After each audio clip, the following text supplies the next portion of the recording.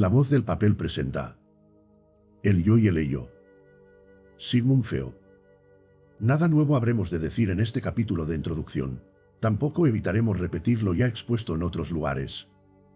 La diferenciación de lo psíquico en consciente e inconsciente es la premisa fundamental del psicoanálisis. Le permite, en efecto, llegar a la inteligencia de los procesos patológicos de la vida anímica, tan frecuentes como importantes, y subordinados a la investigación científica.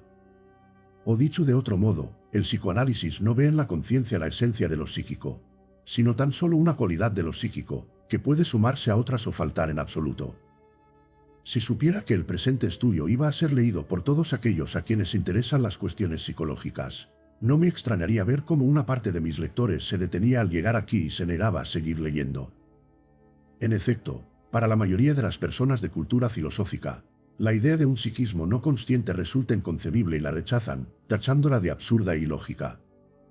Procede esto, a mi juicio, de que tales personas no han estudiado nunca aquellos fenómenos de la hipnosis y del sueño que, aparte de otros muchos de naturaleza patológica, nos impone tal concepción.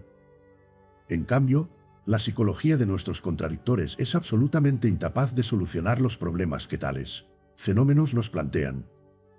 Ser consciente es, en primer lugar, un término puramente descriptivo que se basa en la percepción más inmediata y segura. La experiencia nos muestra luego que un elemento psíquico, por ejemplo, una percepción, no es, por lo general, duraderamente consciente. Por el contrario, la conciencia es un estado eminentemente transitorio. Una representación consciente en un momento dado no lo es ya en el inmediatamente ulterior, aunque pueda volver a serlo bajo condiciones fácilmente dadas. Pero en el intervalo hubo de ser algo que ignoramos.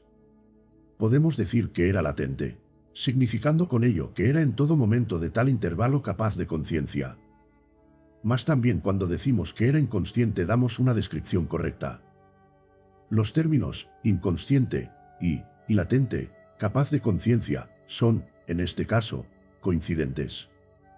Los filósofos nos objetarían que el término inconsciente carece aquí de aplicación, pues mientras que la representación permanece latente no es nada psíquico. Si comenzásemos ya aquí a oponer nuestros argumentos a esta objeción, entraríamos en una discusión meramente verbal e infructuosa por completo. Mas, por nuestra parte, hemos llegado al concepto de lo inconsciente por un camino muy distinto, esto es, por la elaboración de cierta experiencia en la que interviene la dinámica psíquica. Nos hemos visto obligados a aceptar que existen procesos o representaciones anímicas de gran energía que, sin llegar a ser conscientes, pueden provocar en la vida anímica las más diversas consecuencias, algunas de las cuales llegan a hacerse conscientes como nuevas representaciones. No creemos necesario repetir aquí detalladamente lo que ya tantas veces hemos expuesto. Bastaría recordar que en este punto comienza la teoría psicoanalítica, afirmando que tales representaciones no pueden llegar a ser conscientes por oponerse a ello cierta energía, sin la cual adquirirían completa conciencia, y se vería entonces cuán poco se diferenciaban de otros elementos reconocidos como psíquicos. Esta teoría queda irrebatiblemente demostrada por la técnica psicoanalítica, con cuyo auxilio resulta posible suprimir tal energía y hacer conscientes dichas representaciones. El estado en el que estas representaciones se hallaban antes de hacerse conscientes es el que conocemos con el nombre de represión. Y afirmamos advertir durante la labor psicoanalítica la energía que ha llevado a cabo la represión y la ha mantenido luego. Así pues, nuestro concepto de lo inconsciente tiene como punto de partida la teoría de la represión. Lo reprimido es para nosotros el prototipo de lo inconsciente. Pero vemos que se nos presentan dos clases de inconsciente, lo inconsciente latente, capaz de conciencia, y lo reprimido, incapaz de conciencia. Nuestro mayor conocimiento de la dinámica psíquica ha de influir tanto en nuestra nomenclatura como en nuestra exposición a lo latente, que solo es inconsciente en un sentido descriptivo y no en un sentido dinámico. Lo denominamos preconsciente. Y reservamos el nombre de inconsciente para lo reprimido, dinámicamente inconsciente. Tenemos, pues, tres términos: consciente, CC, preconsciente, PREC, e inconsciente, INC, cuyo sentido no es ya puramente descriptivo. Suponemos que lo PREC se halla más cerca de lo INC que de lo CC, y como hemos calificado de psíquico a lo INC, podemos extender sin inconveniente alguno este calificativo a lo PREC. Latente. Se nos preguntará por qué no preferimos permanecer de acuerdo con los filósofos y separar tanto lo prect como lo in de lo psíquico consciente. Los filósofos nos propondrían después describir lo prect y lo in como dos formas o fases de lo psicoide, y de este modo quedaría restablecida la unidad. Pero si tal hiciéramos surgirían infinitas dificultades para la descripción, y el único hecho importante, o sea, el de que lo psicoide coincide en casi todo lo demás con lo reconocido como psíquico, quedaría relegado a un último término, en provecho de un prejuicio surgido cuando aún se desconocía lo psicoide. Podemos, pues, comenzar a manejar nuestros tres términos pcc, prect, eng, aunque sin olvidar nunca que en sentido descriptivo hay dos clases de inconsciente y solo una en sentido dinámico. Para algunos de nuestros fines descriptivos podemos prescindir de esta diferenciación. En cambio, para otros resulta indispensable. Por nuestra parte nos hemos acostumbrado ya a este doble sentido y no nos ha suscitado nunca grandes dificultades.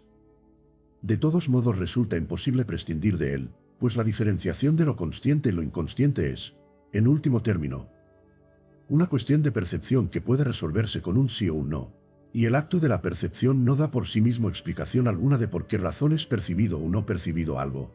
Nada puede oponerse al hecho de que lo dinámico solo encuentre en el fenómeno una expresión equívoca. 1.6.2.8. 1628. Véase el estudio Observaciones sobre el inconsciente.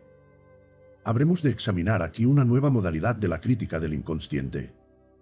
Algunos investigadores, que no rehúsan aceptar los descubrimientos psicoanalíticos, pero que se niegan a reconocer la existencia de lo inconsciente, alegan el hecho de que también lo consciente, considerado como fenómeno, presenta múltiples grados de intensidad o precisión.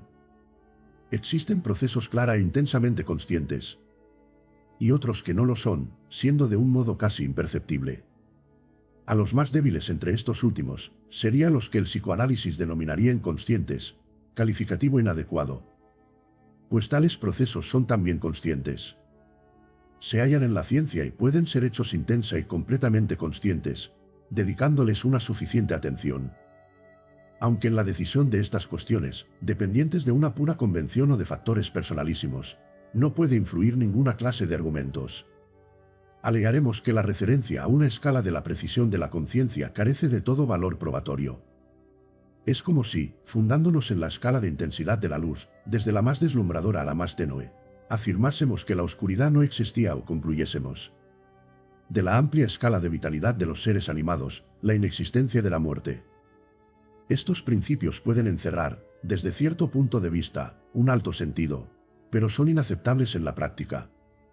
Como se demuestra cuando se quieren deducir de ellos determinadas consecuencias, tales como las de que no es necesaria la luz artificial, o la de que todos los organismos son inmortales.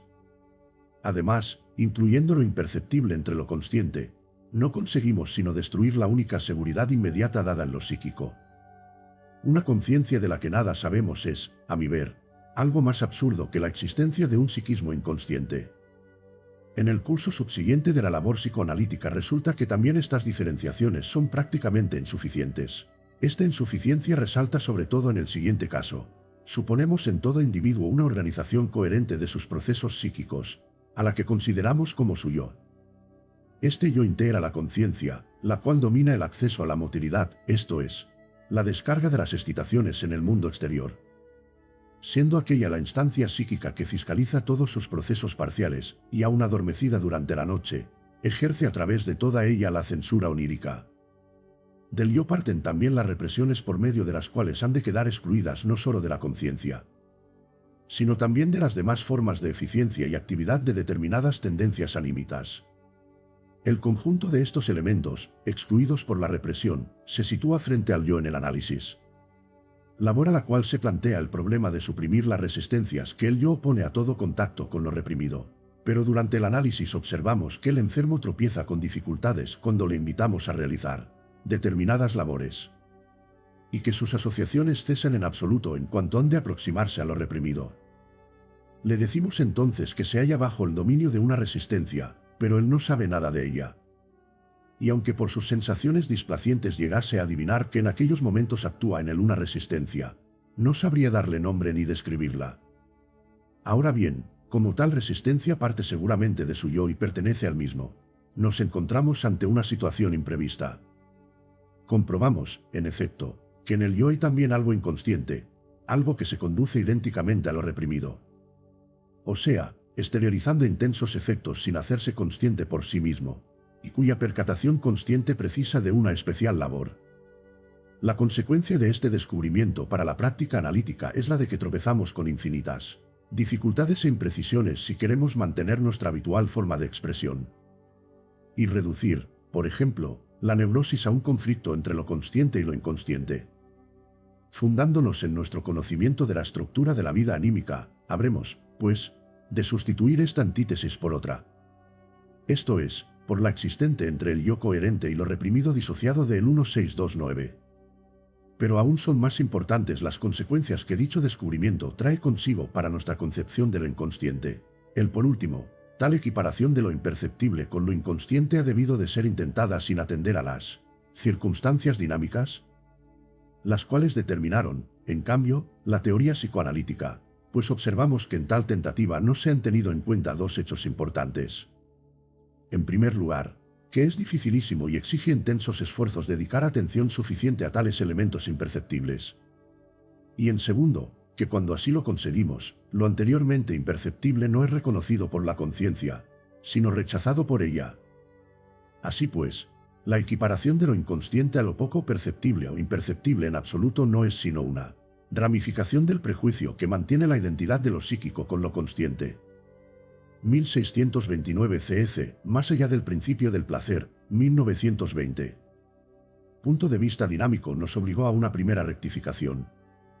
Ahora, el conocimiento de la estructura anímica nos impone otra nueva. Reconoceremos, pues, que lo int no coincide con lo reprimido. Todo lo reprimido es inconsciente, pero no todo lo inconsciente es reprimido. También una parte del yo, cuya amplitud nos es imposible fijar, puede ser inconsciente, y lo es seguramente. Y este int del yo no es latente en el sentido del oprect. Pues si lo fuera no podría ser activado sin hacerse consciente, y su atracción a la conciencia no opondría tan grandes dificultades. Viéndonos así obligados a admitir un tercer int no reprimido, hemos de confesar que la inconsciencia pierde importancia a nuestros ojos, convirtiéndose en una cualidad de múltiples sentidos que no permite deducir las amplias y exclusivas conclusiones que esperábamos. Sin embargo, no deberemos desatenderla, pues en último término, la cualidad de consciente o no consciente es la única luz que nos guía en las tinieblas de la psicología de las profundidades. 2. El yo y el ello. La investigación patológica ha orientado demasiado exclusivamente nuestro interés hacia lo reprimido. Quisiéramos averiguar más del yo desde que sabemos que también puede ser inconsciente, en el verdadero sentido de este término. El único punto de apoyo de nuestras investigaciones ha sido hasta ahora el carácter de consciencia o inconsciencia, pero hemos acabado por ver cuán múltiples sentidos puede presentar este carácter. Todo nuestro conocimiento se halla ligado a la conciencia. Tampoco lo inconsciente puede sernos conocido si antes no lo hacemos consciente. Pero, deteniéndonos aquí, nos preguntaremos cómo es esto posible y qué quiere decir hacer consciente algo. Sabemos ya dónde hemos de buscar aquí un enlace. Hemos dicho que la conciencia es la superficie del aparato anímico, esto es, la hemos adscrito como función a un sistema que, espacialmente considerado, y no solo en el sentido de la función, sino en el de la disección anatómica 1630, es el primero a partir del mundo exterior. También nuestra investigación tiene que tomar, como punto de partida, esta superficie perceptora. Todas las percepciones procedentes del exterior, percepciones sensoriales, y aquellas otras procedentes del interior, a las queramos el nombre de sensaciones y sentimientos, son conscientes. Pero ¿y aquellos procesos internos que podemos reunir, aunque sin gran exactitud, bajo el concepto de procesos mentales, y que se desarrollan en el interior del aparato como desplazamiento de energía psíquica a lo largo del camino que conduce a la acción? ¿Llegan acaso a la superficie en la que nace la conciencia? ¿O es la conciencia la que llega hasta ellos? Es esta una de las dificultades que surgen cuando nos decidimos a utilizar la representación espacial, tópica, de la vida anímica. Ambas posibilidades son igualmente inconcebibles y habrá, por tanto, de dejar paso a una tercera. En otro lugar 1631 hemos expuesto ya la hipótesis de que la verdadera diferencia entre una idea inconsciente y una idea preconsciente, un pensamiento, consiste en que el material de la primera permanece oculto, mientras que la segunda se muestra enlazada con representaciones verbales.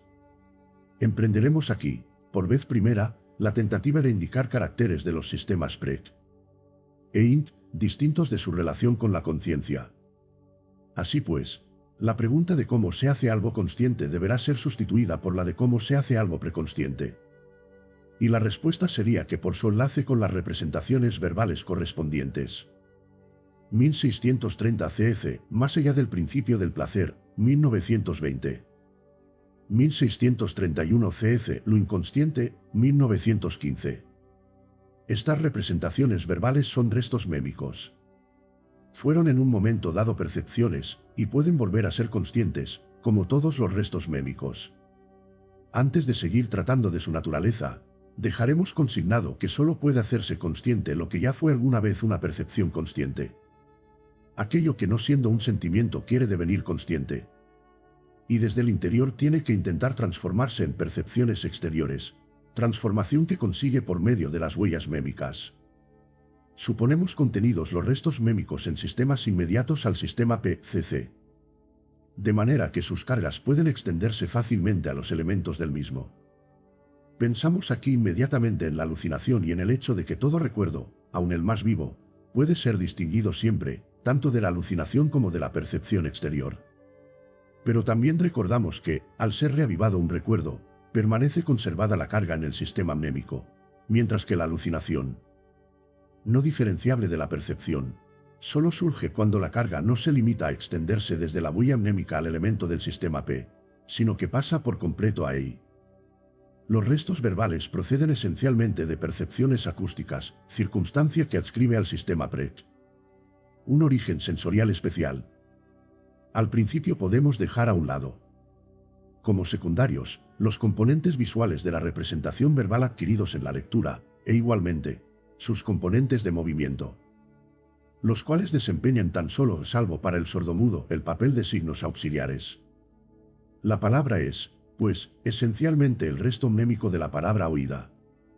No debemos, sin embargo, olvidar o negar, llevados por una tendencia a la simplificación, la importancia de los restos mnémicos ópticos de las cosas, ni tampoco la posibilidad de un acceso a la conciencia de los procesos mentales por retorno a los restos visuales, posibilidad que parece predominar en muchas personas. El estudio de los sueños y el de las fantasías preconscientes observadas por J. Barendon puede darnos una idea de la peculiaridad de este pensamiento visual.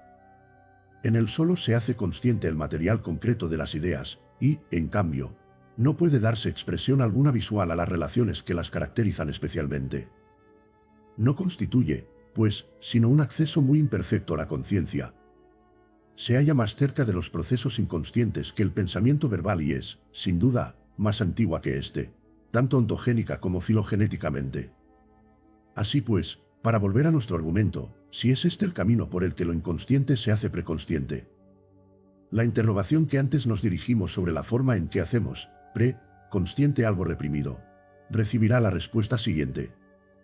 Hacemos pre-consciente lo reprimido, interpolando, por medio de la labor analítica, miembros intermedios preconscientes. Por tanto, ni la conciencia abandona su lugar ni tampoco lo int se eleva hasta lo cc. La relación de la percepción exterior con el yo es evidente. No así la de la percepción interior.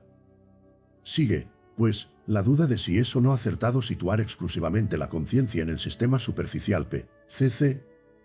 La percepción interna rinde sensaciones de procesos que se desarrollan en los diversos estratos del aparato anímico, incluso en los más profundos. La serie placer-displacer nos ofrece el mejor ejemplo de estas sensaciones, aún poco conocidas, más primitivas y elementales que las procedentes del exterior y susceptibles de emerger aún en estados de disminución de la conciencia. Sobre su gran importancia y su base metapsicológica hemos hablado ya en otro contexto. Pueden proceder de distintos lugares y poseer así cualidades diversas y hasta contrarias. Las sensaciones de carácter placiente no presentan de por sí ningún carácter perentorio. No así las displacientes, que aspiran a una modificación y a una descarga, razón por la cual interpretamos el displacer como una elevación y el placer como una disminución de la carga de energía. Si en el curso de los procesos anímicos consideramos aquello que se hace consciente en calidad de placer y displacer como un algo cualitativa y cuantitativamente especial, surge la cuestión de si algo, puede hacerse consciente permaneciendo en su propio lugar o, por el contrario, tiene que ser llevado antes al sistema P. La experiencia clínica testimonia en favor de esto último y nos muestra que dicho algo se comporta como un impulso reprimido. Puede desarrollar energías sin que el yo advierta la coerción, y solo una resistencia contra tal coerción o una interrupción de la reacción de descarga lo hacen consciente en el acto como displacer. Lo mismo que las tensiones provocadas por la necesidad, puede también permanecer inconsciente el dolor. Término medio entre la percepción externa y la interna, que se conduce como una percepción interna aún en aquellos casos en los que tiene su causa en el mundo exterior. Resulta, pues, que también las sensaciones y los sentimientos tienen que llegar al sistema P para hacerse conscientes, y cuando encuentran cerrado el camino de dicho sistema, no logran emerger como tales sensaciones o sentimientos. Sintéticamente y en forma no del todo correcta, hablamos entonces de sensaciones inconscientes, equiparándolas, sin una completa justificación, a las representaciones inconscientes. Existe, en efecto, la diferencia de que para llevar a la conciencia una representación inconsciente es preciso crear antes miembros de enlace, cosa innecesaria en las sensaciones, las cuales progresan directamente hacia ella. O dicho de otro modo, la diferenciación de CC y PREC carece de sentido por lo que respecta a las sensaciones, que no pueden ser sino conscientes o inconscientes. Incluso cuando se hallan enlazadas a representaciones verbales no deben a estas su acceso a la conciencia, sino que llegan a ella directamente.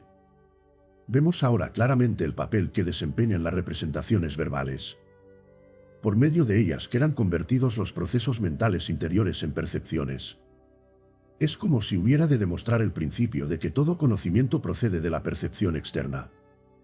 Dada una sobrecarga del pensamiento, son realmente percibidos los pensamientos como desde fuera, y tenidos así por verdaderos.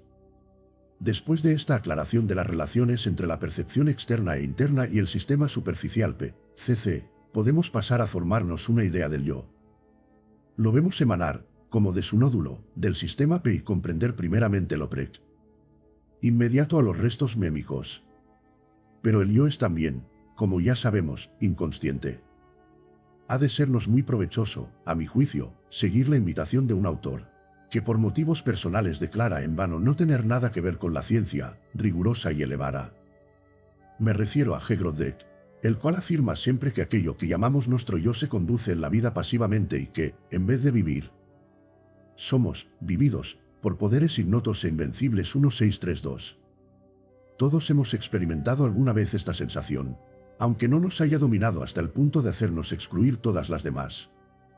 Y no vacilamos en asignar a la opinión de Grodeck un lugar en los dominios de la ciencia.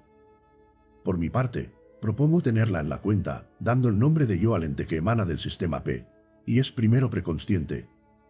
Y el de ello, según lo hace Grodeck, a lo psíquico restante e inconsciente, en lo que dicho yo se continúa. 1633. Pronto hemos de ver si esta nueva concepción ha de sernos útil para nuestros fines descriptivos. Un individuo es ahora, para nosotros, un ello psíquico desconocido e inconsciente, en cuya superficie aparece el yo, que se ha desarrollado partiendo del sistema P, su nódulo. El yo no envuelve por completo al ello, sino que se limita a ocupar una parte de su superficie, esto es, la constituida por el sistema P. Y tampoco se halla precisamente separado de él, pues confluye con él en su parte inferior. Pero también lo reprimido confluye con el ello hasta el punto de no constituir sino una parte de él. En cambio, se halla separado del yo por las resistencias de la represión, y solo comunica con él a través del ello. Reconocemos en el acto que todas las diferenciaciones que la patología nos ha inducido a establecer se refieren tan solo a los estratos superficiales del aparato anímico, únicos que conocemos. Todas estas circunstancias quedan gráficamente representadas en el dibujo siguiente, cuya significación es puramente descriptiva. Como puede verse en él, y según el testimonio de la anatomía del cerebro, lleva el yo, en uno solo de sus lados, un receptor acústico.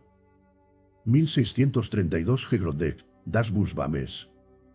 1633 Grodeck sigue el ejemplo de Nietzsche, el cual usa frecuentemente este término como expresión de lo que en nuestro ser hay de impersonal. Fácilmente se ve que el yo es una parte del ello modificada por la influencia del mundo exterior, transmitido por el PCC, o sea, en cierto modo, una continuación de la diferenciación de las superficies. El yo se esfuerza en transmitir a su vez al ello dicha influencia del mundo exterior y aspira a sustituir el principio del placer, que reina sin restricciones en el ello, por el principio de la realidad. La percepción es para el yo lo que para el ello el instinto. El yo representa lo que pudiéramos llamar la razón o la reflexión, opuestamente al ello, que contiene las pasiones. La importancia funcional del yo reside en el hecho de regir normalmente los accesos a la motilidad. Podemos, pues, compararlo, en su relación con el ello, al jinete que rige y refrena la fuerza de su cabalgadura, superior a la suya, con la diferencia de que el jinete lleva esto a cabo con sus propias energías, y el yo, con energías prestadas. Pero así como el jinete se ve obligado alguna vez a dejarse conducir a donde su cabalgadura quiere, también él yo se nos muestra forzado en ocasiones a transformar en acción la voluntad del ello, como si fuera la suya propia. En la génesis del yo, y en su diferenciación del ello, parece haber actuado aún otro factor distinto de la influencia del sistema P. El propio cuerpo, y, sobre todo, la superficie del mismo, es un lugar del cual pueden partir simultáneamente percepciones, externas e internas. Es objeto de la visión, como otro cuerpo cualquiera, pero produce al tacto dos sensaciones, una de las cuales puede equipararse a una percepción interna. La psicofisiología ha aclarado ya suficientemente la forma en la que el propio cuerpo se destaca del mundo de las percepciones. También el dolor parece desempeñar en esta cuestión un importante papel. Y la forma en que adquirimos un nuevo conocimiento de nuestros órganos cuando padecemos una dolorosa enfermedad constituye quizá el prototipo de aquella en la que llegamos a la representación de nuestro propio cuerpo. El yo es, ante todo, un ser corpóreo, y no solo un ser superficial, sino incluso la proyección de una superficie 1634.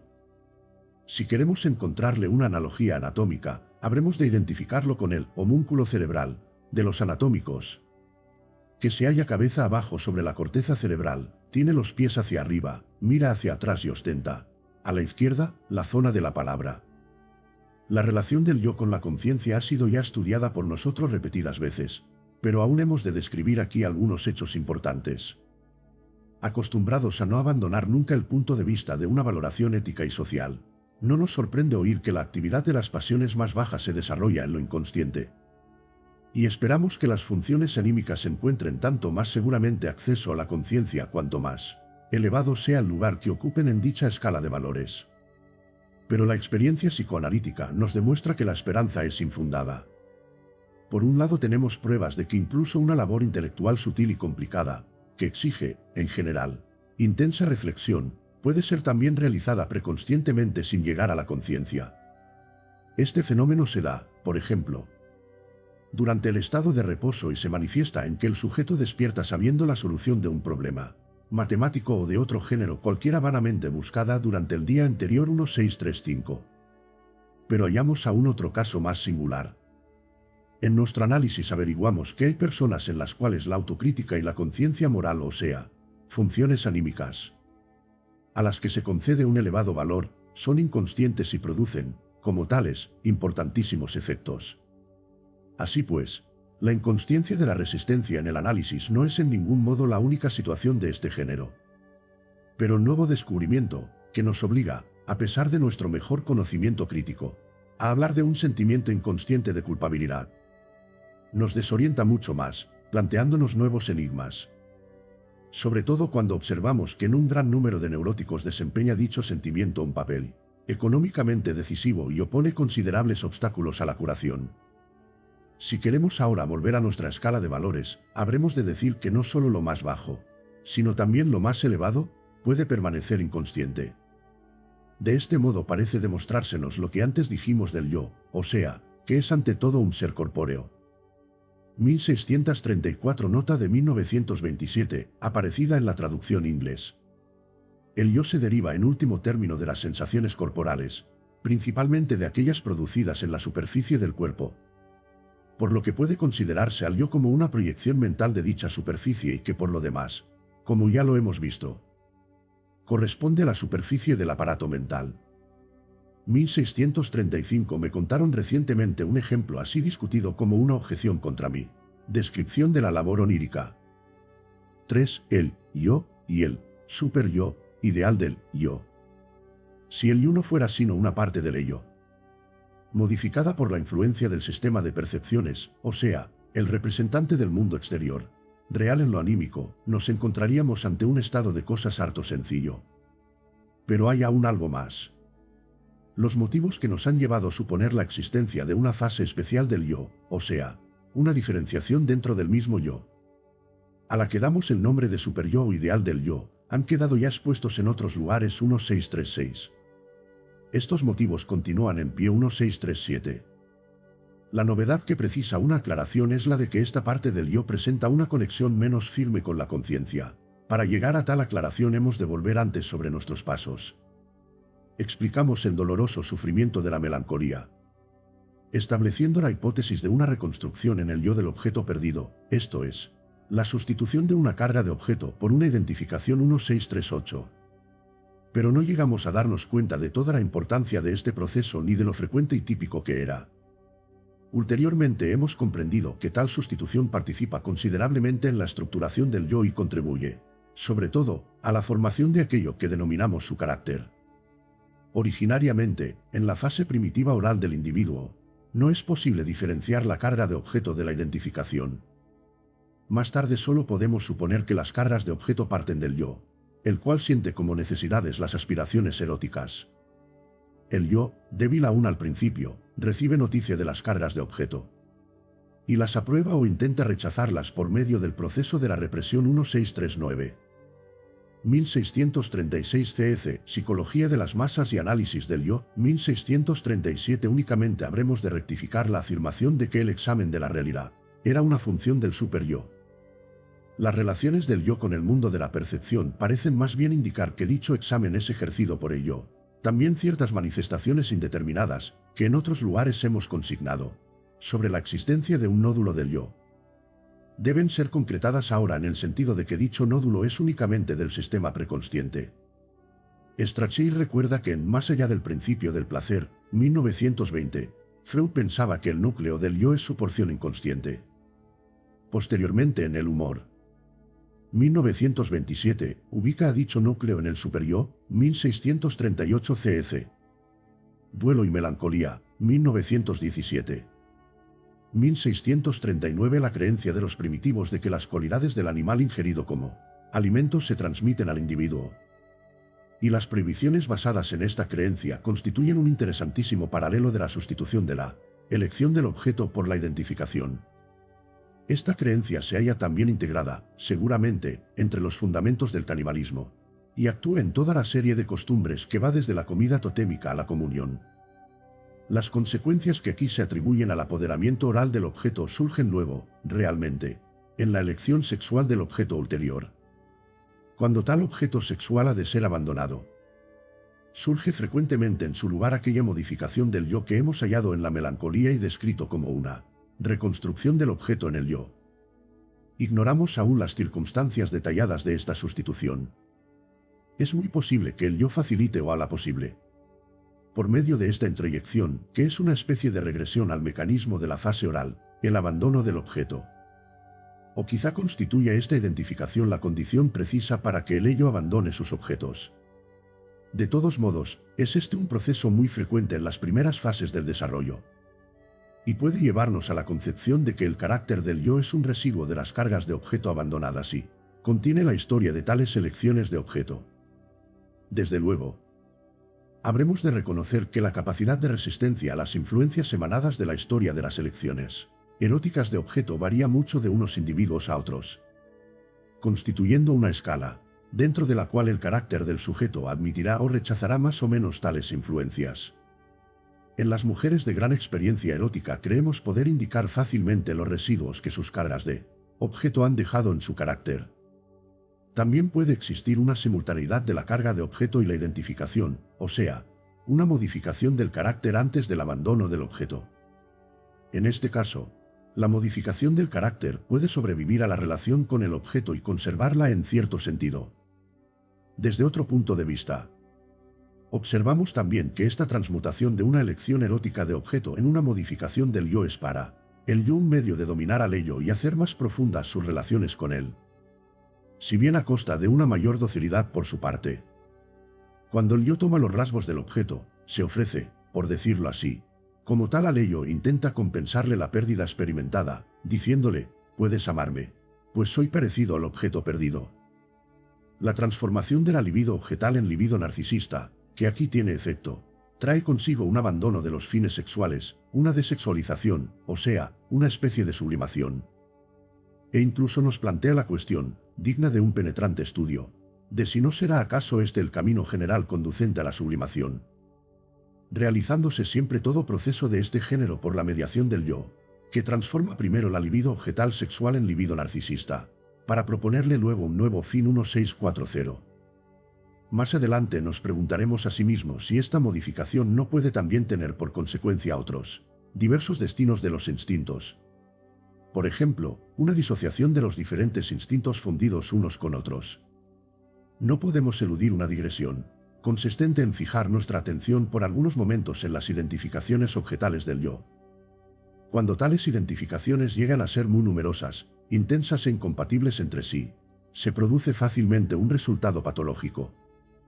Puede surgir, en efecto, una 1640 una vez establecida la diferenciación del yo y el ello.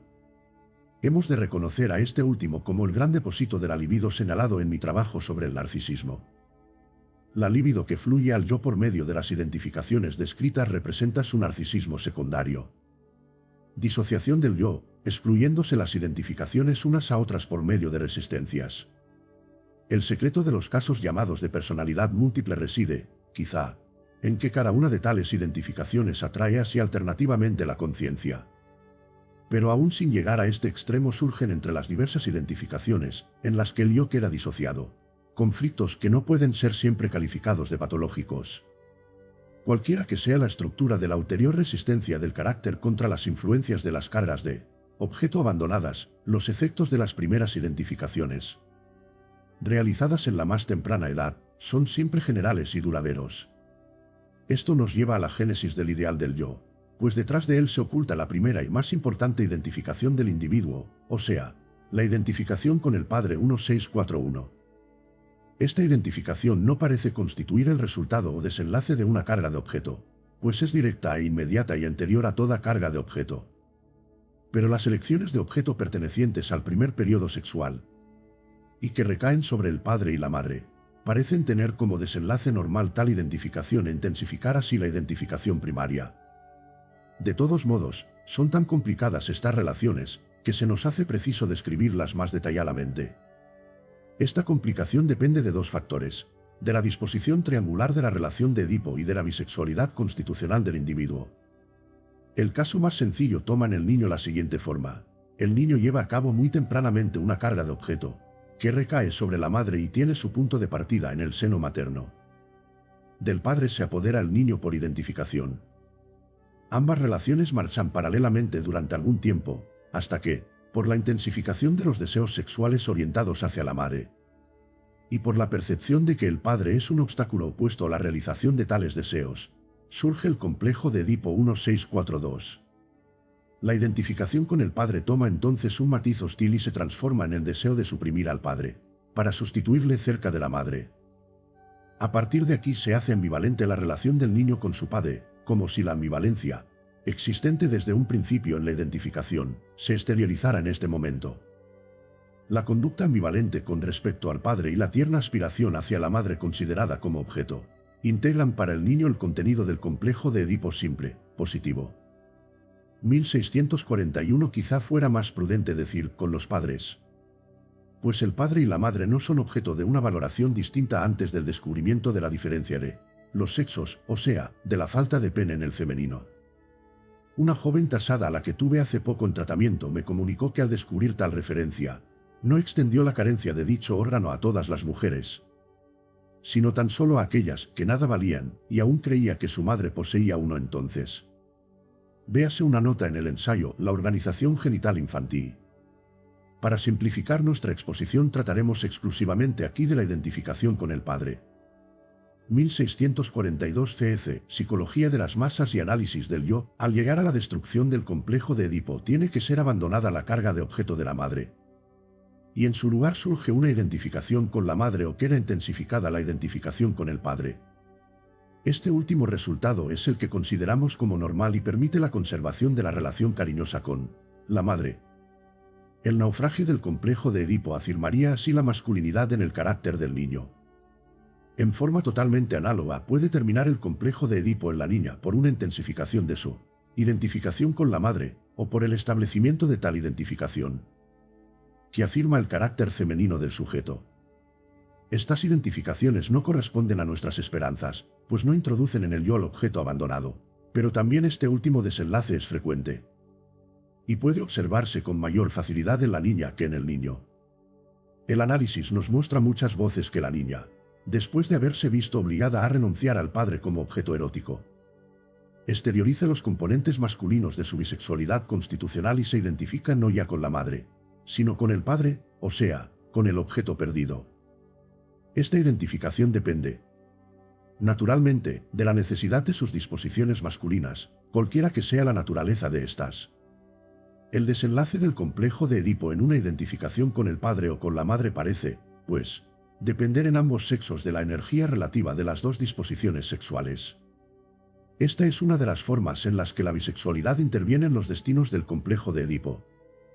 La otra forma es aún más importante. Experimentamos la impresión de que el complejo de Edipo simple no es, ni con mucho, el más frecuente, y, en efecto, una investigación más penetrante nos descubre casi siempre el complejo de Edipo completo, que es un complejo doble, positivo y negativo, dependiente de la bisexualidad originaria del sujeto infantil.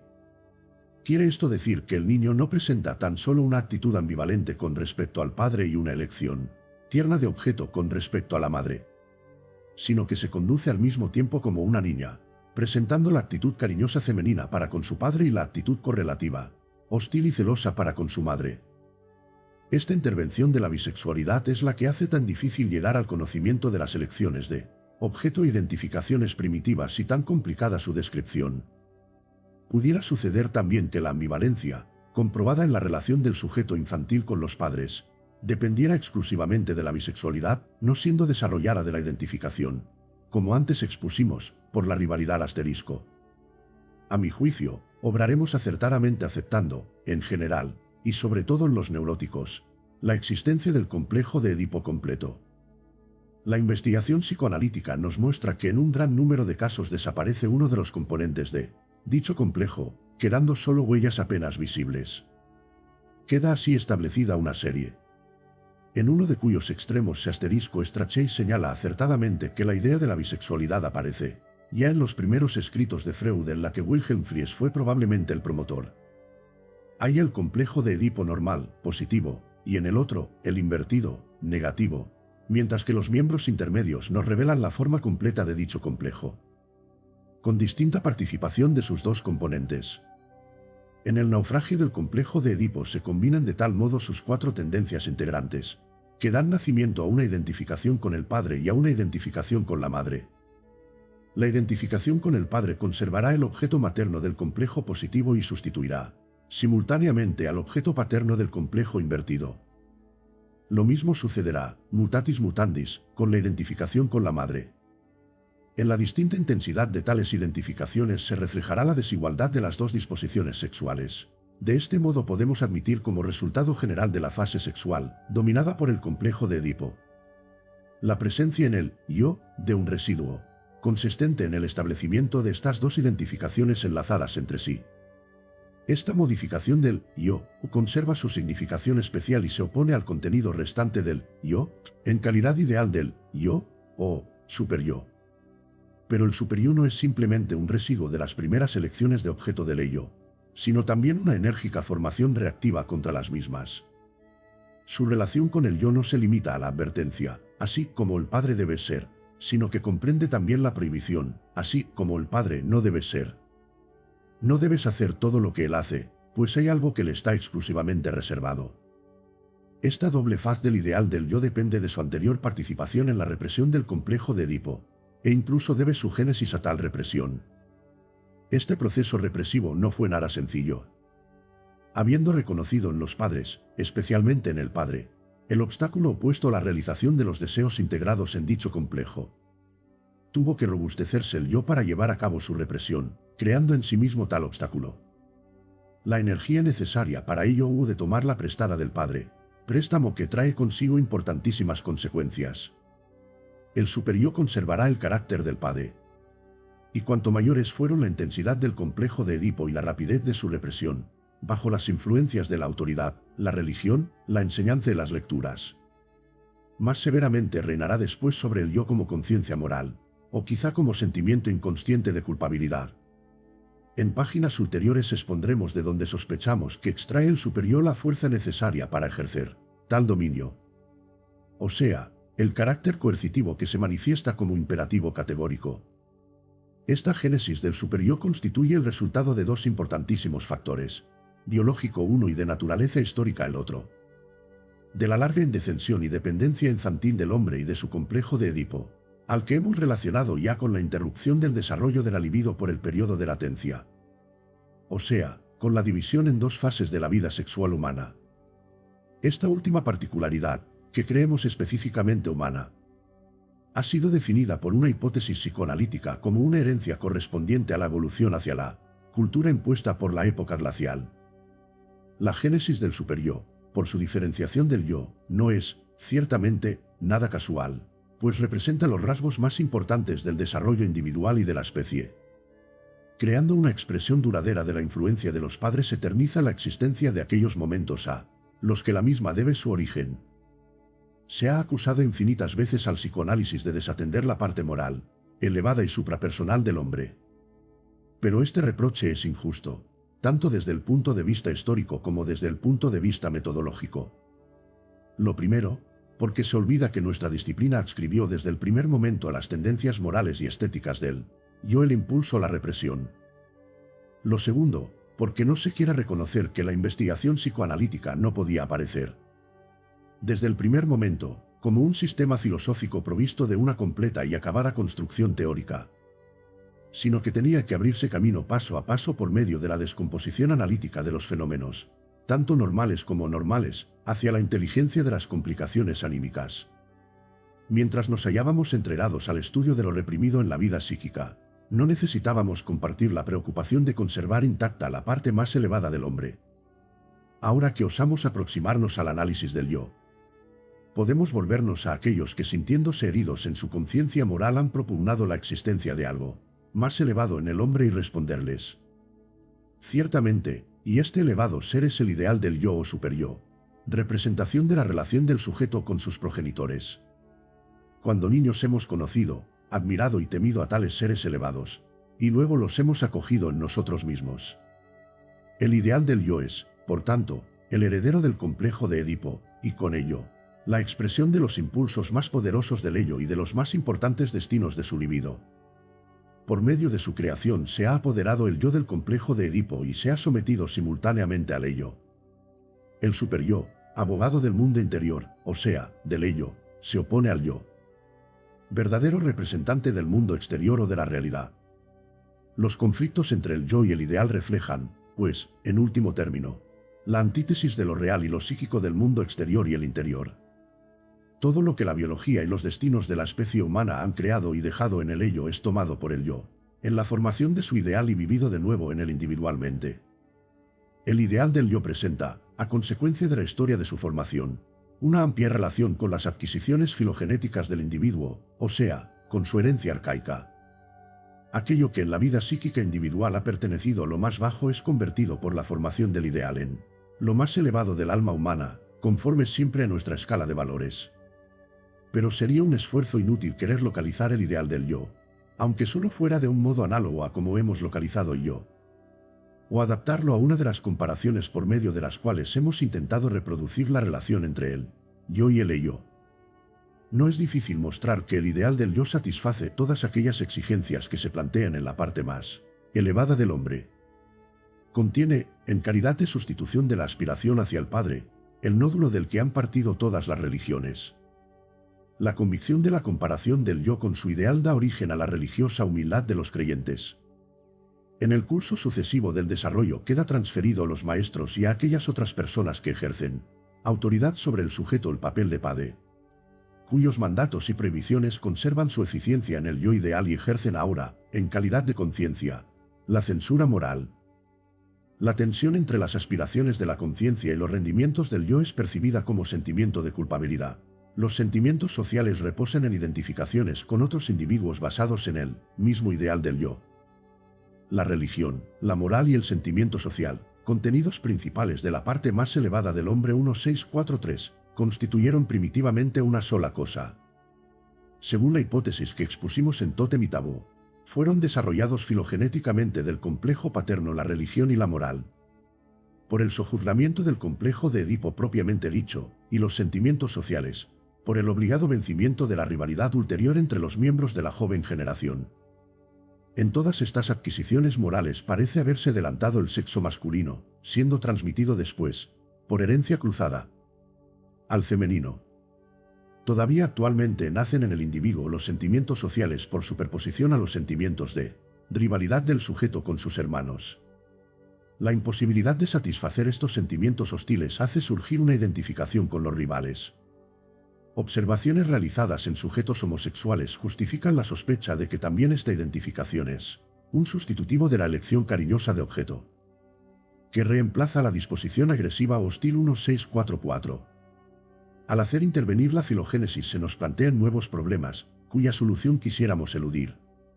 Pero hemos de intentarla, aunque tememos que tal tentativa ha de revelar la insuficiencia de nuestros esfuerzos. ¿Fue el yo o el ello de los primitivos lo que adquirió la moral y la religión, derivándolas del complejo paterno? Si fue el yo, ¿por qué no hablamos sencillamente de una herencia dentro de él? Y si fuese el ello, ¿cómo conciliar tal hecho con su carácter? Será, quizá, equivocado extender la diferenciación antes realizada en yo, ello y superior a épocas tan tempranas.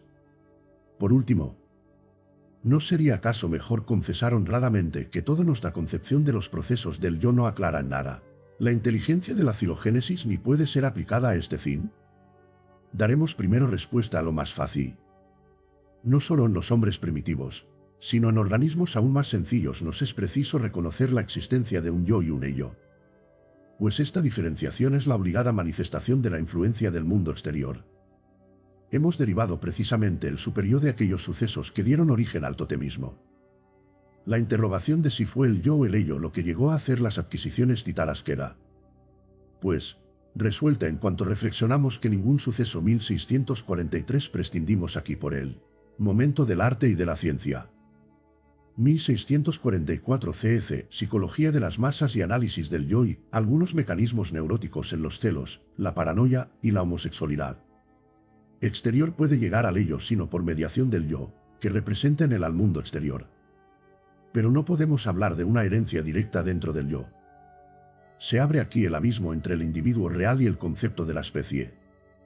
Tampoco debemos suponer demasiado rígida la diferencia entre el yo y el ello, olvidando que el yo no es sino una parte del ello, especialmente diferenciada. Los sucesos del yo parecen, al principio, no ser susceptibles de constituir una herencia. Pero cuando se repiten con frecuencia e intensidad suficientes en individuos de generaciones sucesivas, se transforman, por decirlo así, en sucesos del ello, cuyas impresiones quedan conservadas hereditariamente. De este modo abriga el ello en sí innumerables existencias del yo. Y cuando el yo extrae del ello su superyo, no hace, quizá, sino resucitar antiguas formas del yo. La historia de la génesis del superyo nos muestra que los conflictos antiguos del yo, con las cargas objeto del ello, pueden continuar transformados en conflictos con el superyo, heredero del ello. Cuando el yo no ha conseguido por completo el sojuzgamiento del complejo de Edipo, entra de nuevo en actividad su energía de carga, procedente del ello, actividad que se manifestará en la formación reactiva del ideal del yo. La amplia comunicación del ideal del yo con los sentimientos instintivos inconscientes nos explica el enigma de que el ideal pueda permanecer en gran parte inconsciente e inaccesible al yo. El combate que hubo de desarrollarse en los estratos más profundos del aparato anímico, y al que la rápida sublimación e identificación impidieron llegar a su desenlace, se continúa ahora en una región más elevada como en la batalla contra los hunos pintada por Kaulbach.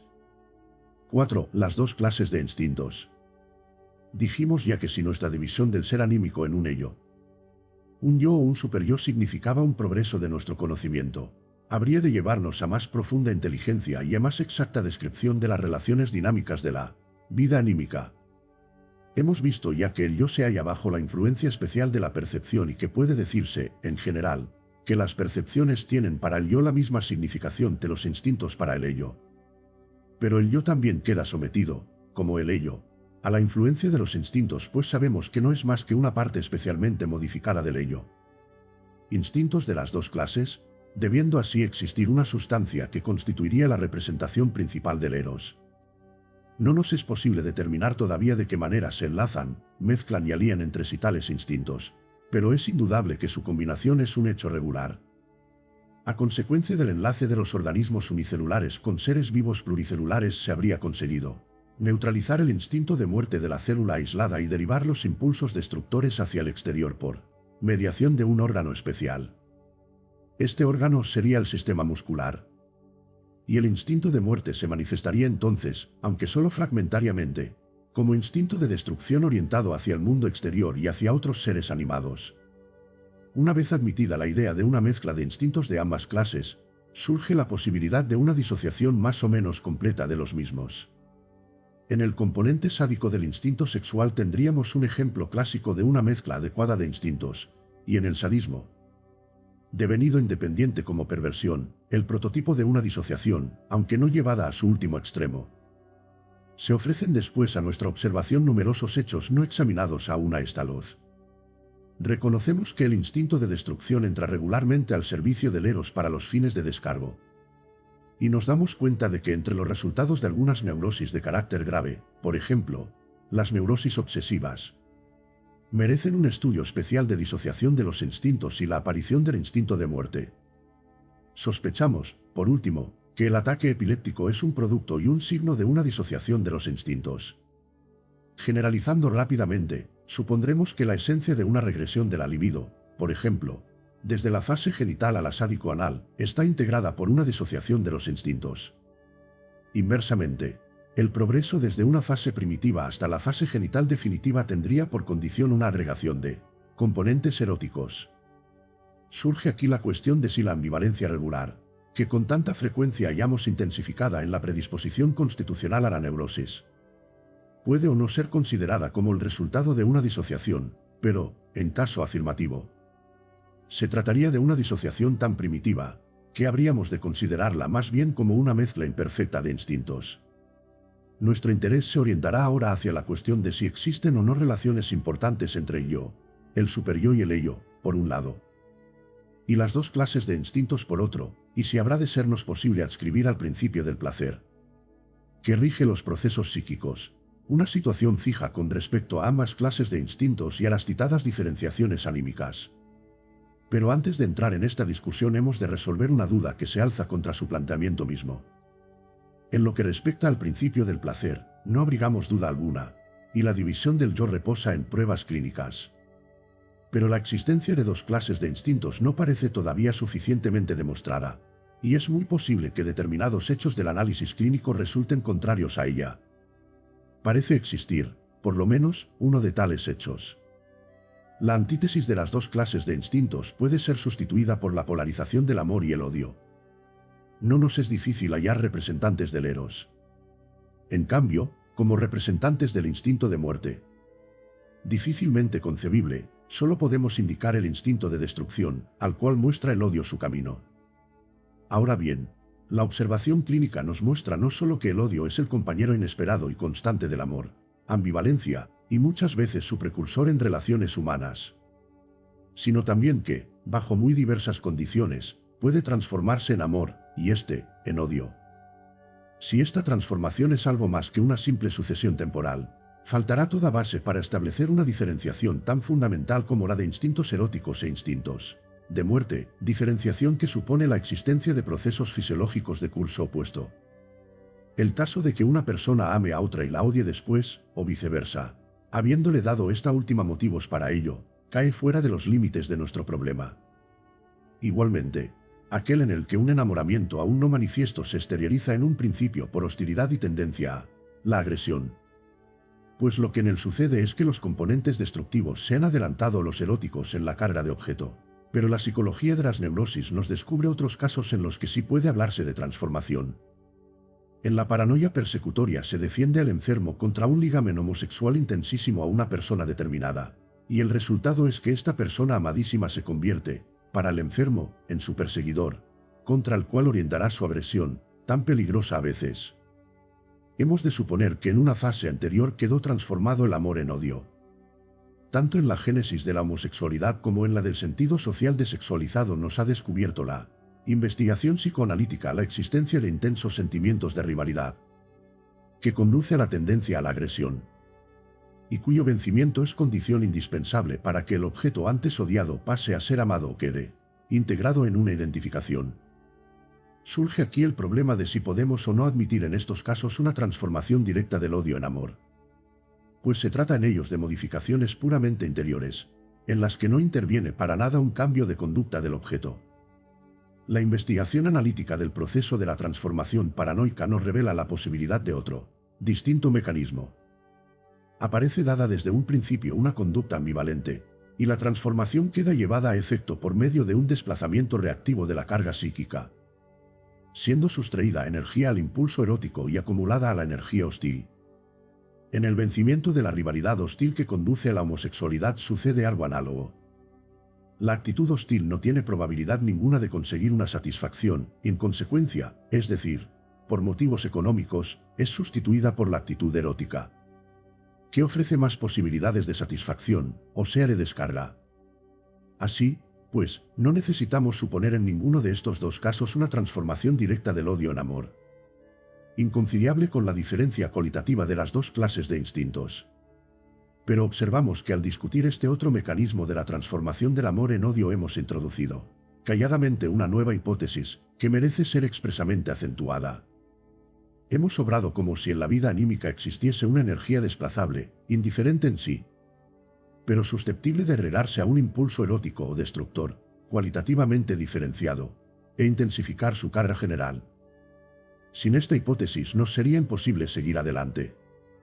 Habremos, pues, de preguntarnos de dónde procede tal energía, a qué pertenece y cuál es su significación.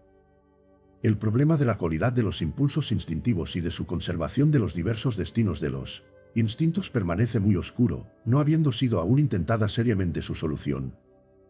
En los instintos sexuales parciales, especialmente accesibles a la observación, se nos muestran algunos procesos del mismo género.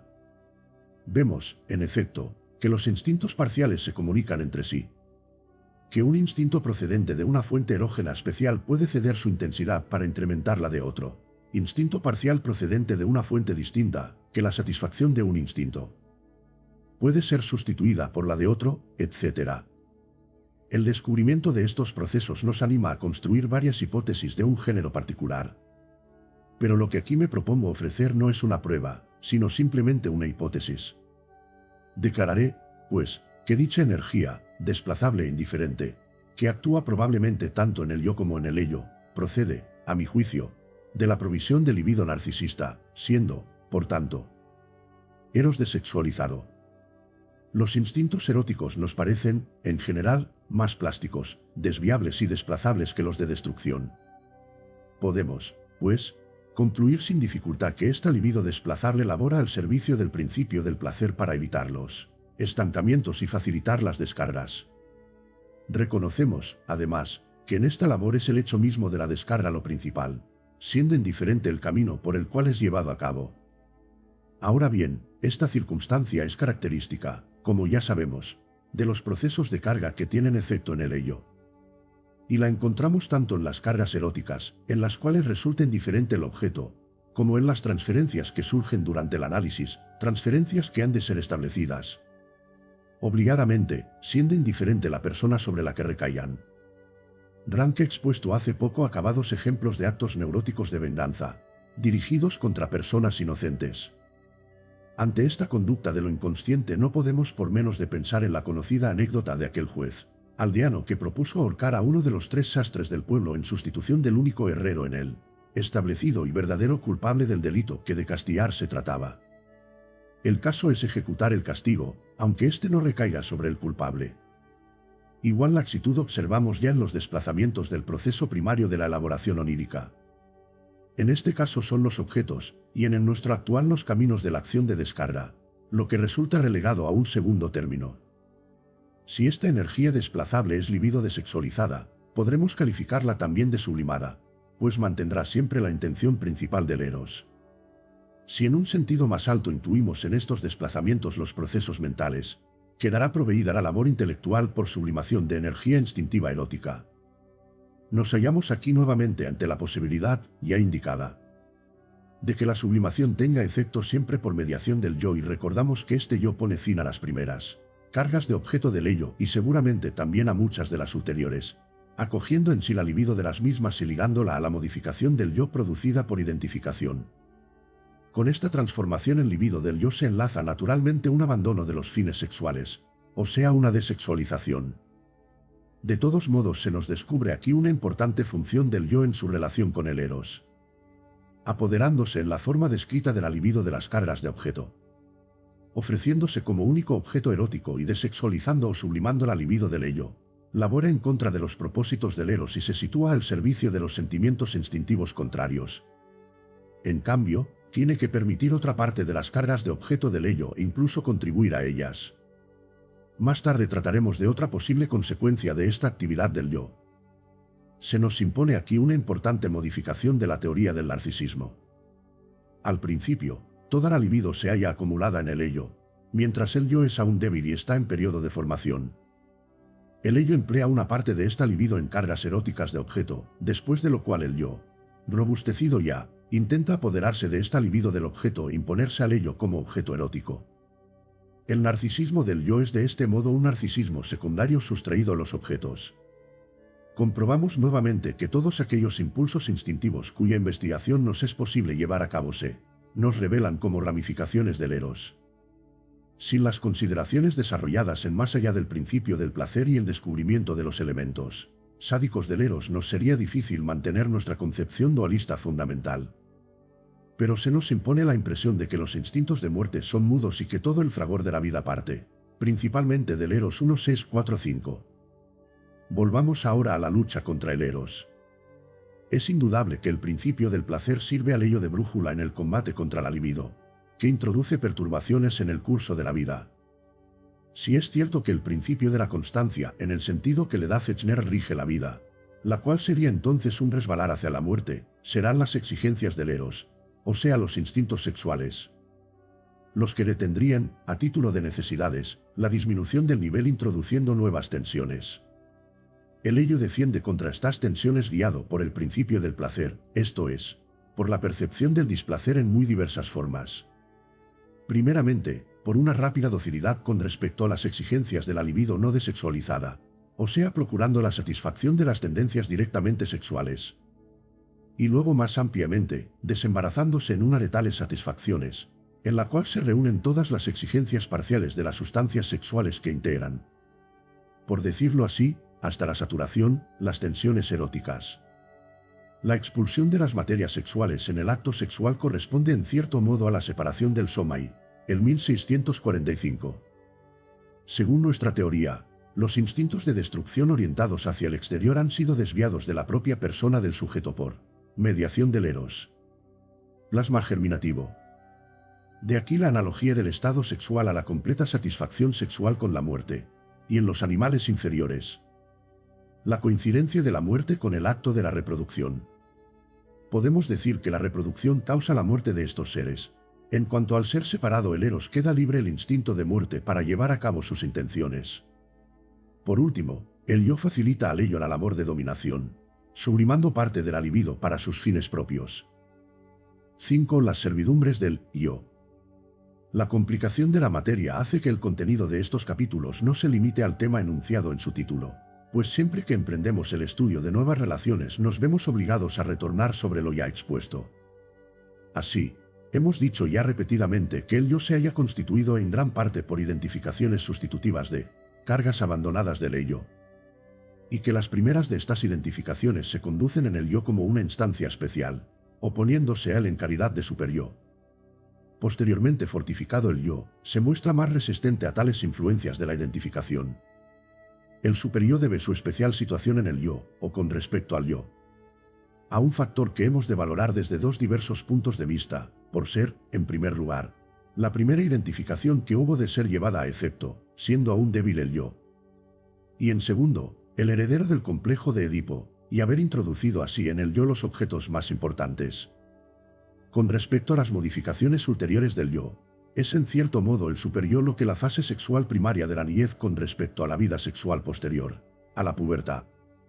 Siendo accesible a todas las influencias ulteriores, conserva, sin embargo, durante toda la vida el carácter que le imprimió su génesis del complejo paterno. O sea, la capacidad de oponerse al yo y dominarlo. Es el monumento conmemorativo de la primitiva debilidad y dependencia del yo, y continúa aún dominándolo en su época de madurez. Del mismo modo que el niño se hallaba sometido a sus padres y obligado a obedecerlos, se somete el yo al imperativo categórico de su superyo.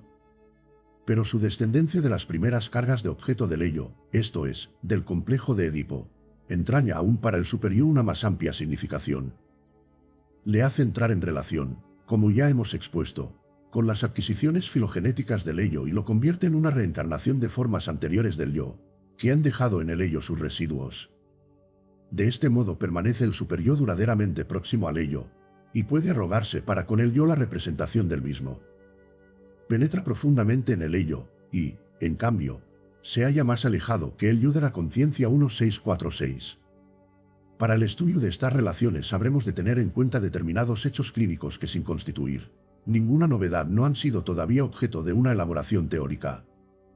1646 podemos decir que también el yo psicoanalítico o metapsicológico se halla colocado cabeza abajo, como el yo anatómico, el homúnculo cerebral.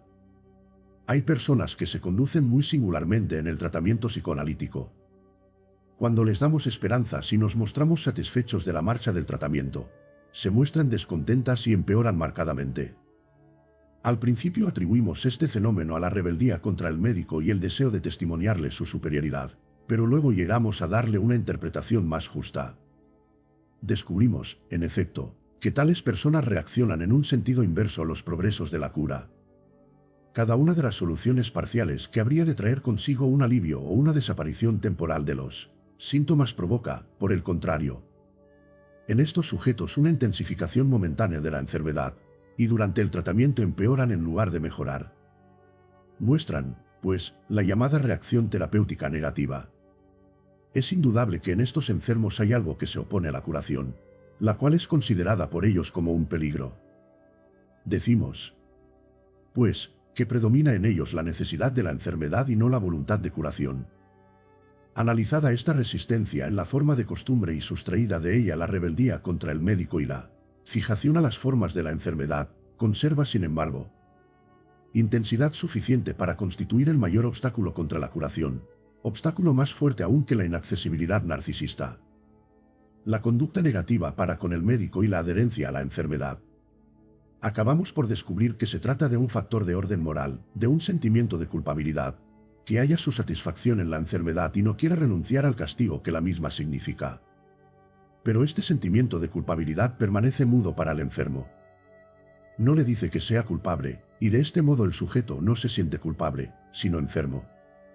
Este sentimiento de culpabilidad no se manifiesta sino como una resistencia difícilmente reducible contra la curación. Resulta asimismo muy difícil convencer al enfermo de este motivo de la continuación de su enfermedad, pues preferirá siempre atenerse a la explicación de que la cura analítica no es eficaz en su caso 1647. 1647 La lucha contra el obstáculo que supone el sentimiento inconsciente de culpabilidad es harto espinosa para el analítico. Directamente, no puede hacerse nada contra ella, e indirectamente, solo descubrir paulatinamente sus fundamentos reprimidos inconscientes, con lo cual va transformándose poco a poco en sentimiento consciente de culpa. La labor del analítico queda considerable facilitada cuando el sentimiento inconsciente de culpabilidad es, de préstamo, resultado de una identificación del sujeto con otra persona que fue, en su día, objeto de una carga erótica. Esta génesis del sentimiento de culpabilidad es con frecuencia el único resto, difícilmente perceptible, de la relación erótica abandonada. Sucede aquí algo análogo a lo que descubrimos en el proceso de la melancolía. Si conseguimos revelar esta previa carga de objeto detrás del sentimiento inconsciente de la culpabilidad, conseguiremos muchas veces un completo éxito terapéutico, que en el caso contrario resulta harto improbable, y depende, ante todo, de la intensidad del sentimiento de culpabilidad y quizá también de que la personalidad del analítico permita que el enfermo haga de él su ideal del yo, circunstancia que trae consigo. Para el primero, la tentación de arrogarse, con respecto al sujeto, el papel de profeta, salvador o redentor. Pero como las reglas del análisis prohíben tal aprovechamiento de la personalidad médica, hemos de confesar honradamente que tropezamos aquí con otra limitación de los efectos del análisis, el cual no ha de hacer imposibles las reacciones patológicas, sino que da de dar al yo del enfermo la libertad para decidirse en esta forma o en otra cualquiera. Lo que antecede corresponde a los casos extremos, pero tiene efecto también probablemente, aunque en menor escala, en muchos casos graves de neurosis, quizá en todos. Es incluso posible que precisamente este factor, esto es, la conducta del ideal del yo, sea el que determine la mayor o menor gravedad de una enfermedad neurótica. Consignaremos, pues, algunas observaciones más sobre la manifestación del sentimiento de la culpa en diversas circunstancias. El sentimiento normal consciente de culpabilidad, conciencia moral, no opone a la interpretación dificultad ninguna. Reposa en la tensión entre el yo y el ideal del yo y es la expresión de una condena del yo por su instancia crítica. Los conocidos sentimientos de inferioridad de los neuróticos dependen también quizá de esta misma causa. En dos afecciones que nos son ya familiares es intensamente consciente el sentimiento de culpabilidad. El ideal del yo muestra entonces una particular severidad y hace al yo objeto de sus iras, a veces extraordinariamente crueles. Al lado de esta coincidencia surgen entre la neurosis obsesiva y la melancolía diferencias no menos significativas por lo que respecta a la conducta del ideal del yo. En ciertas formas de la neurosis obsesiva es extraordinariamente intenso el sentimiento de culpabilidad, sin que por parte del yo exista nada que justifique tal sentimiento. El yo del enfermo se rebela entonces contra la supuesta culpabilidad y pide auxilio al médico para rechazar dicho sentimiento. Pero sería tan equivocado como ineficaz prestarle la ayuda que demanda, pues el análisis nos revela luego que el superyo es influido por procesos que permanecen ocultos al yo. Descubrimos, en efecto, los impulsos reprimidos que constituyen la base del sentimiento de culpabilidad. El superyo ha sabido aquí del ello inconsciente algo más que el yo. En la melancolía experimentamos aún con más intensidad la impresión de que el superyo ha atraído así la conciencia. Pero aquí no se atreve el yo a iniciar protesta alguna. Se reconoce culpable y se somete al castigo. Esta diferencia resulta fácilmente comprensible. En la neurosis obsesiva se trataba de impulsos repulsivos que permanecían exteriores al yo. En cambio, la melancolía nos muestra que el objeto sobre el cual recaen las iras del superyo ha sido acogido en el yo. Es, desde luego, singular que en estas dos afecciones neuróticas alcance el sentimiento de culpabilidad tan extraordinaria energía, pero el problema principal aquí planteado es otro distinto. Creemos conveniente aplazar su discusión hasta haber examinado otros casos en los que el sentimiento de la culpa permanece inconsciente. Así sucede, sobre todo, en la histeria y en los estados de tipo histérico. El mecanismo de la inconsciencia es aquí fácil de adivinar. El yo histérico se defiende contra la percepción penosa que le amenaza por parte de la crítica de su superyo, en la misma forma que emplea acostumbradamente para defenderse contra una carga de objeto transportable, o sea por medio de la represión. Depende, pues, del yo el que el sentimiento de culpabilidad permanezca inconsciente. Sabemos que, en general, lleva el yo a cabo las represiones en provecho y al servicio del superyo, pero en el caso presente lo que hace es servirse de esta misma arma contra su riguroso señor. En la neurosis obsesiva predominan los fenómenos de la formación de reacciones. En la histeria no consigue el yo sino mantener a distancia el material al cual se refiere el sentimiento de culpabilidad. Podemos ir aún más allá y arriesgar la presunción de que gran parte del sentimiento de culpabilidad tiene que ser, normalmente, inconsciente, por hallarse la génesis de la conciencia moral íntimamente ligada al complejo de Edipo, integrado en lo inconsciente. Si alguien sostuviera la paradoja de que el hombre normal no es tan solo mucho más inmoral de lo que cree, sino también mucho más moral de lo que supone el psicoanálisis, en cuyos descubrimientos se basa la primera parte de tal afirmación, no tendría tampoco nada que objetar contra su segunda mitad 1648. Mucho nos ha sorprendido hallar que el incremento de este sentimiento inconsciente de culpabilidad puede hacer del individuo un criminal. Pero se trata de un hecho indudable. En muchos criminales, sobre todo en los jóvenes, Hemos descubierto un intenso sentimiento de culpabilidad que existía ya antes de la comisión del delito, y no era, por tanto, una consecuencia del mismo, sino su motivo. Como si para el sujeto hubiera constituido un alivio poder enlazar dicho sentimiento inconsciente de culpabilidad con algo real y actual. En todas estas circunstancias demuestra el superior su independencia del yo consciente y sus íntimas relaciones con el ello inconsciente. Por lo que respecta a la significación que hemos adscrito a los restos verbales preconscientes integrados en el yo, surge ahora la interrogación de si el superior no se hallará quizá constituido, cuando es inconsciente, por tales representaciones verbales y en caso negativo, ¿cuáles serán los elementos que lo integran? Nuestra respuesta será que tampoco el superior puede negar su origen de impresiones auditivas. Es una parte del yo, y dichas representaciones verbales, conceptos, abstracciones, llegan a él antes que a la conciencia.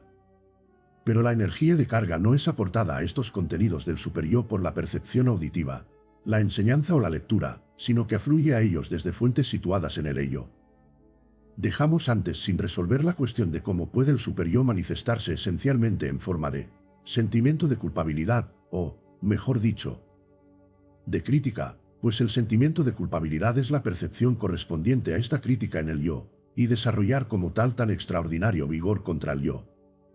Volviéndonos primeramente a la melancolía, encontramos que el superior, extremadamente enérgico, y que ha atraído así la conciencia, se encarniza implacablemente contra el yo, como si se hubiera apoderado de todo el sadismo disponible en el individuo.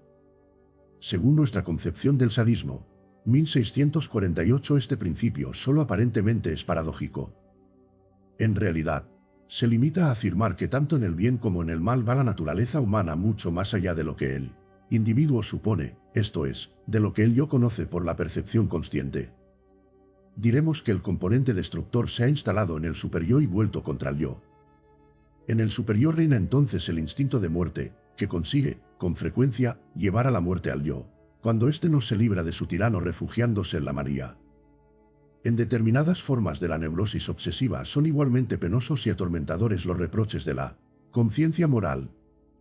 Pero la situación resulta mucho menos transparente.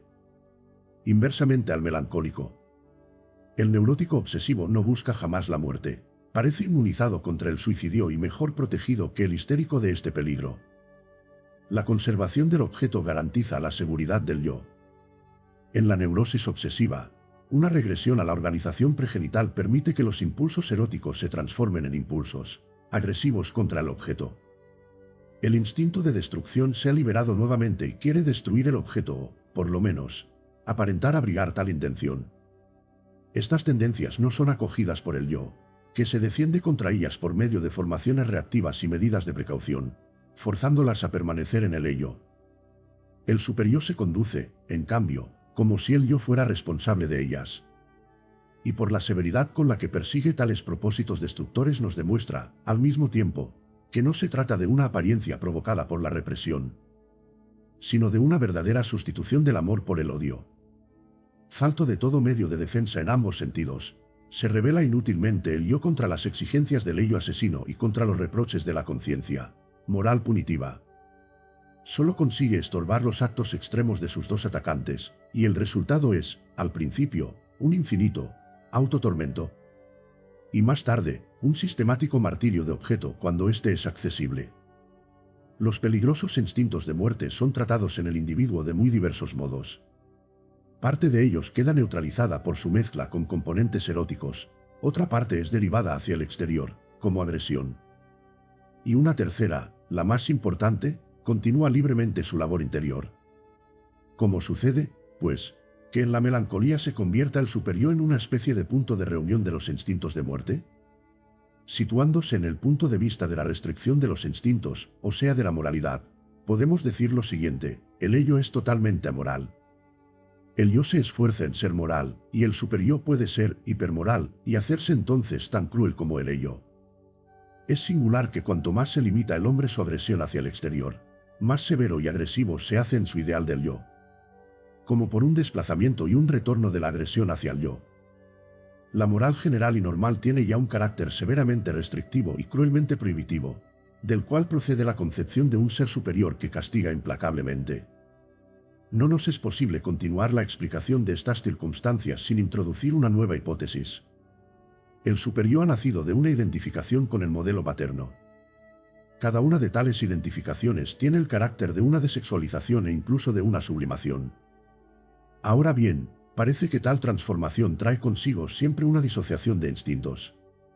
El componente erótico queda despojado, una vez realizada la sublimación, de la energía necesaria para encadenar toda la destrucción agregada. Y ésta se libera en calidad de tendencia a la agresión y a la destrucción. De esta disociación extraería el ideal el deber imperativo, riguroso y cruel. En la neurosis obsesiva se nos presenta una distinta situación. La disociación productora de la agresión no sería consecuencia de una función del yo, sino de una regresión desarrollada en el ello. Pero este proceso se habría extendido desde el ello al superyo, que intensificaría entonces su severidad contra el yo inocente. En ambos casos sufriría el yo, que ha sojuzgado a la libido por medio de la identificación, el castigo que por tal acción le impone el superyo, utilizando la agresión mezclada a la libido. Nuestra representación del yo comienza aquí a aclararse, precisándose sus diversas relaciones. Vemos ahora al yo con todas sus energías y debilidades. Se halla encargado de importantes funciones. Por su relación con el sistema de la percepción establece el orden temporal de los procesos psíquicos y los somete al examen de la realidad. Mediante la interpolación de los procesos mentales consigue un aplazamiento de las descargas motoras y domina los accesos a la motilidad. Este dominio es, de todos modos, más formal que efectivo. Por lo que respecta a la acción, se halla el yo en una situación semejante a la de un monarca constitucional, sin cuya sanción no puede legislarse nada, pero que reflexionará mucho antes de oponer su veto a una propuesta del Parlamento. El yo se enriquece con la experiencia del mundo exterior propiamente dicho y tiene en el ello otra especie de mundo exterior al que intenta dominar. Sustrae libido de él y transforma sus cargas de objeto en estructuras ioicas. Con ayuda del superyo extrae del ello, en una forma que aún nos es desconocida, la experiencia histórica en él acumulada. El contenido del ello puede pasar al yo por dos caminos distintos. Uno de ellos es directo, y el otro atraviesa el ideal del yo. La elección entre ambos resulta decisiva para muchas actividades anímicas. El yo progresa desde la percepción de los instintos hasta su dominio y desde la obediencia a los instintos hasta su coerción. En esta función participa ampliamente el ideal del yo, que es, en parte, una formación reactiva contra los procesos instintivos del ello. El psicoanálisis es un instrumento que ha de facilitar al yo la progresiva conquista del ello. Mas, por otra parte, se nos muestra el yo como una pobre cosa sometida a tres distintas servidumbres y amenazada por tres diversos peligros, emanados, respectivamente, del mundo exterior, de la libido del yo y del rigor del superyo. Tres clases de angustia corresponden a estos tres peligros, pues la angustia es la manifestación de una retirada ante el peligro. En calidad de instancia fronteriza quiere el yo constituirse en mediador entre el mundo exterior y el ello, intentando adaptar el ello al mundo exterior y alcanzar en éste los deseos del ello por medio de su actividad muscular. Se conduce así como el médico en una cura analítica, ofreciéndose el ello como objeto de su libido a la cual procura atraer sobre sí. Para el ello no es solo un auxiliar, sino un sumiso servidor que aspira a lograr el amor de su dueño. Siempre que le es posible procurar permanecer de acuerdo con el ello, superpone sus racionalizaciones preconscientes a los mandatos inconscientes del mismo. Simula una obediencia del ello a las advertencias de la realidad, aun en aquellos casos en los que el ello permanece inflexible. Y disimula los conflictos del ello con la realidad y con el superyo. Pero su situación de mediador le hace sucumbir también, a veces, a la tentación de mostrarse oficioso, oportunista y falso. Como el estadista que sacrifica sus principios al deseo de conquistarse la opinión pública. El yo no se conduce imparcialmente con respecto a las dos clases de instintos. Mediante su labor de identificación y sublimación auxilia a los instintos de muerte del ello en él, sojuzgamiento de la libido. Pero al obrar así se expone al peligro de ser tomado como objeto de tales instintos y sucumbir víctima de ellos. Ahora bien, para poder prestar tal auxilio ha tenido que colmarse de libido, constituyéndose así en representante del eros, y aspira entonces a vivir y a ser amado. Pero como su labor de sublimación tiene por consecuencia una disociación de los instintos y una liberación del instinto de agresión del yo, se expone en su combate contra la libido al peligro de ser maltratado e incluso a la muerte. Cuando el yo sufre la agresión del superyo o sucumbe a ella, ofrece su destino grandes analogías con el de los protozoos que sucumben a los efectos de los productos de descomposición creados por ellos mismos. La moral que actúa en el superyo se nos muestra, en sentido económico, como uno de los tales productos de una descomposición. Entre las servidumbres del yo, la que le liga al superyo es la más interesante. El yo es la verdadera residencia de la angustia. Amenazado por tres distintos peligros, desarrolla el yo el reflejo de fuga, retirando su carga propia de la percepción amenazadora o del proceso desarrollado en el ello considerado peligroso y emitiéndola en calidad de angustia. Esta reacción primitiva es sustituida luego por el establecimiento de cargas de protección, mecanismos de las fobias. Ignoramos qué es lo que el yo teme del mundo exterior y del libido del ello. Solo sabemos que es el sojuzgamiento o la destrucción, pero no podemos precisarlo analíticamente. El yo sigue, simplemente, las advertencias del principio del placer. En cambio, si podemos determinar qué es lo que se oculta detrás de la angustia del yo ante el superyo, o sea, ante la conciencia moral, aquel ser superior que luego llegó a ser el ideal del yo amenazó un día al sujeto con la castración. Y este miedo a la castración es probablemente el nódulo en torno del cual cristaliza luego el miedo a la conciencia moral. El principio de que todo miedo o angustia es, en realidad, miedo a la muerte no me parece encerrar sentido alguno. A mi juicio, es mucho más acertado distinguir la angustia ante la muerte de la angustia real objetiva y de la angustia neurótica ante la libido. El miedo a la muerte plantea al psicoanalista un difícil problema, pues la muerte es un concepto abstracto de contenido negativo, para el cual no nos es posible encontrar nada correlativo en lo inconsciente. El mecanismo de la angustia ante la muerte no puede ser sino el de que el yo liberte un amplio caudal de su carga, de libido narcisista. Esto es, se abandone a sí mismo, como a cualquier otro objeto, en caso de angustia. La angustia ante la muerte se desarrolla, pues, a mi juicio, entre el yo y el superyo. Conocemos la génesis de la angustia ante la muerte en dos circunstancias distintas, análogas, por lo demás, a las de todo desarrollo de angustia. Esto es, como reacción a un peligro exterior. Y como proceso interior, por ejemplo, en la melancolía. El caso neurótico nos llevará de nuevo a la inteligencia del caso real. El miedo a la muerte que surge en la melancolía se explica únicamente suponiendo que el yo se abandona a sí mismo. ¿Por qué? En lugar de ser amado por el superyo, se siente perseguido y odiado por él. Vivir equivale para el yo a ser amado por el superyo, que aparece aquí también como representante del ello. El superyo ejerce la misma función protectora y salvadora que antes el padre y luego la providencia o el destino. Esta misma conclusión es deducida por el yo cuando se ve amenazado por un grave peligro, del que no cree poder salvarse con sus propios medios. Se ve abandonado por todos los poderes protectores y se deja morir. Trátase de la misma situación que constituyó la base del primer gran estado de angustia del nacimiento y de la angustia infantil. Esto es, de aquella situación en la que el individuo queda separado de su madre y pierde su protección. Basándonos en estas reflexiones podemos considerar la angustia ante la muerte y la angustia ante la conciencia moral como una elaboración de la angustia ante la castración. Dada la gran importancia del sentimiento de culpabilidad para las neurosis, hemos de suponer que la común angustia neurótica experimenta un incremento en los casos graves. Por la génesis de angustia que tiene efecto entre el yo y el superyo, angustia ante la castración, ante la conciencia moral y ante la muerte. El ello carece de medios de testimoniar al yo amor u odio. No puede expresar lo que quiere ni constituir una voluntad unitaria. En el combate en el eros y el instinto de muerte. Ya hemos visto con qué medios se defienden uno de estos instintos contra los otros. Podemos así representarnos que el ello se encuentra bajo el dominio del instinto de muerte, mudo, pero poderoso. Y quiere obtener la paz acallando, conforme a las indicaciones del principio del placer, al eros perturbador. Pero con esta hipótesis tememos estimar muy por bajo la misión del eros.